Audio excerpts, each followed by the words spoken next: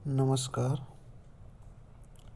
अब हम बात करते हैं समाजीकरण की प्रमुख संस्थाएं या समाजीकरण के मुख्य अभिकरण। मानव के समाजीकरण की प्रक्रिया बड़ी लंबी एवं जटिल है। इस कार्य में अनेक संस्थाओं एवं समूहों का योगदान होता है। ये संस्थाएं समय समय पर विभिन्न बातें सिखाती हैं। कभी तो ये एक दूसरे की पूरक एवं सहयोगी होती हैं, तो कभी परस्पर स्वतंत्र एवं संघर्षकारी। बच्चे का समाजीकरण करने में अनेक प्राथमिक संस्थाओं जैसे परिवार, पड़ोस, मित्र मंडली, विवाह, नातेदारी समूह और द्वितीयक संस्थाओं जैसे विद्यालय, धार्मिक, आर्थिक, राजनीतिक, सांस्कृतिक एवं व्यावसायिक संगठन आदि का योगदान होता है। व्यक्ति इन संस्थाओं एवं समूह से जितना अनुकूलन करता है, समाजीकरण भी उतना ही सफल माना जाता है। यहाँ पर हम समाजीकरण की प्रमुख संस्थाओं या उसके अभिकरणों का उल्लेख करेंगे। सर्वप्रथम हम लेते हैं परिवार। परिवार एक समाजीकरण की एक संस्था के रूप में। समाजीकरण करने वाली संस्थाओं में परिवार सर्वाधिक महत्वपूर्ण है, क्योंकि बालक परिवार में जन्म लेता है और सर्वप्रथम परिवार के सदस्यों से संपर्क में आता है। परिवार में ही उसे समाज के रीति रिवाजों, लोकाचारों, प्रथाओं, संस्कृति आदि का ज्ञान कराया जाता है। समय और महत्व की दृष्टि से परिवार समाजीकरण करने वाली प्राथमिक संस्था है। बच्चा यदि मूल परिवार का सदस्य है तो उसे 4 प्रकार की भूमिकाओं का ज्ञान होता है। वे हैं पति पिता, पत्नी माता, पुत्र भाई, पुत्री बहन। चूँकि परिवार एक सार्वभौमिक संस्था है, अतः विश्व के सभी समाजों में समाजीकरण की ये आधारभूत संस्था मानी जाती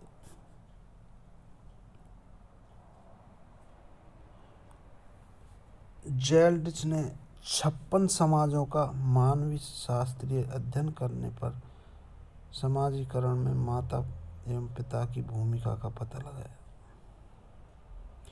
सभी समाजों में पिता साधक नेतृत्व और माता भावात्मक नेतृत्व प्रदान करते हैं।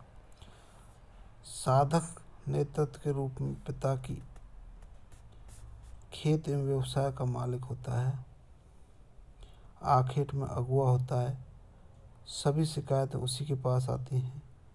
वही उनका निर्णय करता है और बच्चों को दंड देता है। उन्हें अनुशासन एवं नियंत्रण सिखाता है। परिवार में माता बच्चे के लिए भावात्मक भूमिका निभाती है।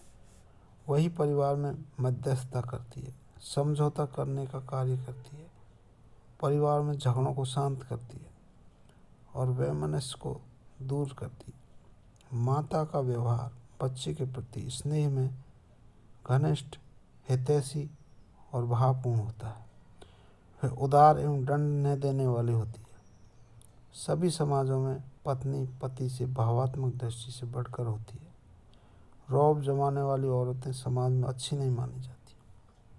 पुत्र सदैव पिता के समान और पुत्री माँ के समान बनना चाहती है। इस प्रकार बच्चे पर माता पिता का सर्वाधिक प्रभाव होता है।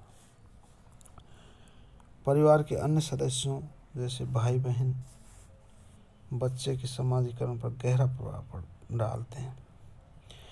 सदस्यों के पारस्परिक प्रेम, सहयोग, त्याग, अधिकार, बलिदान, सेवा, कर्तव्यनिष्ठा आदि से बच्चों में भी सद्गुण का जन्म होता है। परिवार में आयु, लिंग एवं पद की दृष्टि से विभिन्न प्रकार के व्यक्ति होते हैं, जिनसे संपर्क से बच्चा अपने आचरण को सीखता है और उनका अनुकरण करता है। वह माँ, बहन तथा पिता और भाई में लिंग भेद होने से विषम लिंगियों के प्रति समाज में प्रचलित व्यवहारों एवं मूल्यों को ग्रहण करता है। इसी प्रकार से परिवार में छोटी एवं बड़ी सभी आयु के व्यक्ति होते हैं। छोटे बड़ों के प्रति अधिकारों एवं कर्तव्यों का निर्वहन करना सीखता है। अधिकारों एवं दायित्वों का परिवार में सुंदर समन्वय पाया जाता है। भाषा का प्रयोग भी बच्चा परिवार में सीखता है। परिवार में विभिन्न स्वभाव एवं रुचि वाले व्यक्ति होते हैं। बच्चा उन सभी के साथ अनुकूलन करना सीखता है। अनुकूलन के दौरान सहिष्णुता का गुण पैदा होता है। परिवार में सबसे छोटा होने के कारण शिशु को दूसरों के व्यवहारों को सहन करना पड़ता है। इससे उसमें सहनशीलता की भावना पैदा होती है। छोटा होने के कारण उसे बड़ों की आज्ञा का पालन करना पड़ता है। इससे उसमें आज्ञाकारिता का गुण पैदा होता है। परिवार में बच्चा खान पान, वस्त्र धारण करने, अभिवादन करने, पूजा पाठ आदि का आचरण करना सीखता है। पारिवारिक आदर्श और मूल्य बच्चे के भी आदर्श और मूल्य बन जाते हैं। परिवार ही उसे आदर्श नागरिकता प्रदान करता है। अतः कहा जाता है कि परिवार शिशु की प्रथम पाठशाला है। बच्चा परिवार का ही प्रतिरूप होता है। किंतु परिवार का बच्चे के समाजीकरण का विपरीत प्रभाव भी पड़ता है। यदि परिवार विघटित है, माता पिता में अनबन और तनावपूर्ण संबंध है, माता पिता या भाई बहन अपराधी व्यवहारों में संलग्न हैं, तो बच्चे पर विपरीत प्रभाव पड़ता है। बाल अपराध एवं अपराध से संबंधित अनेक अध्ययन इस बात की पुष्टि करते हैं कि माता पिता व भाई बहन अपराधी हैं तो बच्चा उनसे अपराधी प्रवृत्ति शीघ्र ही सीख लेता है। कई अपराधी विघटित परिवारों के सदस्य पाए गए जिन्हें बचपन में माता पिता का स्नेह नहीं मिल सका, जिनकी शिक्षा दीक्षा उचित प्रकार से नहीं हुई। टर्मन का तो मत है कि केवल वे ही बच्चे विवाह को सुखपूर्ण बना सकते हैं जिनके माता पिता का पारिवारिक जीवन सुखी था। असंयमी व झगड़ालू माता पिता का बच्चों पर बुरा प्रभाव पड़ता है। पति पत्नी की एक दूसरे के प्रति अनुदारता, घृणा अथवा असहयोग का बच्चों पर अस्वास्थ्यकर प्रभाव पड़ता है। अधिक दंड देने पर बच्चे भयभीत, विरोधी एवं विद्रोही हो जाते हैं और उनमें आत्मग्लानि और हीनता के भाव पैदा होते हैं। दूसरा हम लेते हैं क्रीड़ा समूह। समाजीकरण की दृष्टि से बच्चे के लिए मित्रों का समूह, पीयर ग्रुप अथवा खेल समूह एक महत्वपूर्ण समूह है। परिवार के बाद वह अपने हमजोलियों एवं खेल के साथियों के संपर्क में आता है जो उसके हम उम्र होते हैं। ये लोग उसे अपनी परिस्थिति एवं वर्ग के मूल्यों से परिचित कराते हैं। खेल समूह में बच्चा खेल के नियमों का पालन करता है।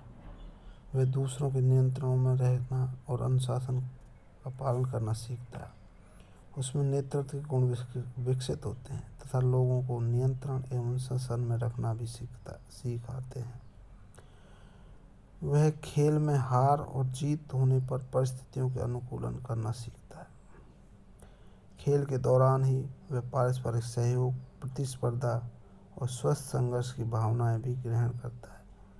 समय आने पर बच्चा कानून और व्यवस्था का प्रतीक बन जाता है।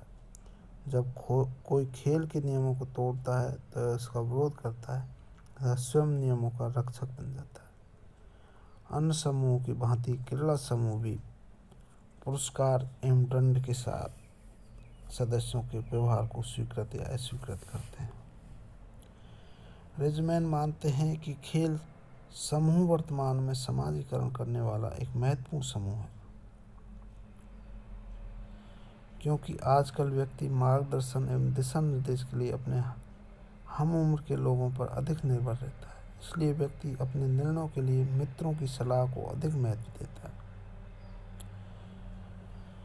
अगला आता है पड़ोस। पड़ोस का भी बच्चे के समाजीकरण में महत्वपूर्ण योगदान होता है। बच्चों के ही नहीं वरन युवकों के समाजीकरण में भी पड़ोस का विशेष योगदान होता है। शहरों की तुलना में गांव में पड़ोस का अधिक प्रभाव होता है। बच्चे अनजाने में भी पड़ोसी से कई बातें सीख जाते हैं। पड़ोस के लोग बच्चों को स्नेह एवं प्यार में कई नई बातों का ज्ञान कराते हैं। उसकी प्रशंसा एवं निंदा के द्वारा उसे समाज सम्मत व्यवहार करने को प्रेरित करते हैं। पड़ोसी समय समय पर उसे यह बताते रहते हैं कि किस प्रकार का आचरण करने की उनसे अपेक्षा की जाती है। अगला आता है नातेदारी समूह। नातेदारी समूह में रक्त एवं विवाह से संबंधित सभी रिश्तेदार आ जाते हैं। भाई बहन, पति पत्नी, साले साली, सास ससुर, देवर भाभी, अन्य सभी संबंधियों के संपर्क में व्यक्ति कुछ न कुछ सीखता है। इन सभी के प्रति उसे भिन्न भिन्न प्रकार की भूमिकाएं निभानी होती हैं। किसी के साथ घनिष्ठ हंसी मजाक के संबंध होते हैं तो किसी के साथ परिहार या दूरी बरती जाती है। विभिन्न रिश्तेदारी बच्चे पर अपना प्रभाव डालते हैं, जिसे वो आत्मसात कर लेते हैं। इसके अलावा आता है विवाह। विवाह भी व्यक्ति के जीवन पर महत्वपूर्ण प्रभाव डालता है। विवाह के बाद लड़के व लड़की को पति व पत्नी की भूमिका निभानी पड़ती है। विवाह के बाद लड़के लड़की को नए दायित्वों का निर्वाह करना पड़ता है। उन्हें एक दूसरे के लिए त्याग करना सीखना होता है, निष्ठा रखनी होती है। पति पत्नी को आगे चलकर पिता माता, दादा दादी व नाना नानी की परिस्थिति ग्रहण करनी होती है। इस प्रकार विवाह के बाद बालक को नई परिस्थितियाँ एवं भूमिकाएं ग्रहण करनी होती हैं, उन्हें आंतरिकृत करना होता है। ये सभी प्राथमिक संस्थाओं के अतिरिक्त वर्तमान समय में अनेक द्वितीयक संस्थाएं भी समाजीकरण में महत्वपूर्ण भूमिका निभाती हैं। द्वितीयक संस्थाएं किसी विशिष्ट उद्देश्य की पूर्ति के लिए निर्मित की जाती हैं। हम यहाँ प्रमुख द्वितीयक संस्थाओं के योगदान का भी उल्लेख करेंगे। इसमें सबसे पहले आता है शिक्षण संस्थाएं। शिक्षण संस्थाओं में हम स्कूल, कॉलेज, विश्वविद्यालय आदि सभी को गिनते हैं। शिक्षण संस्थाओं में बच्चा प्रमुख रूप से गुरुजनों, पाठ्य पुस्तकों एवं साहित्य तथा कक्षा के साथियों से अनेक बातें सीखता है।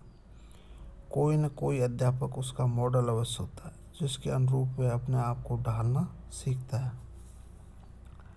अध्यापक के आदर्श, विचार, आचरण तथा रहन सहन के ढंग छात्र को भी अपनाता है।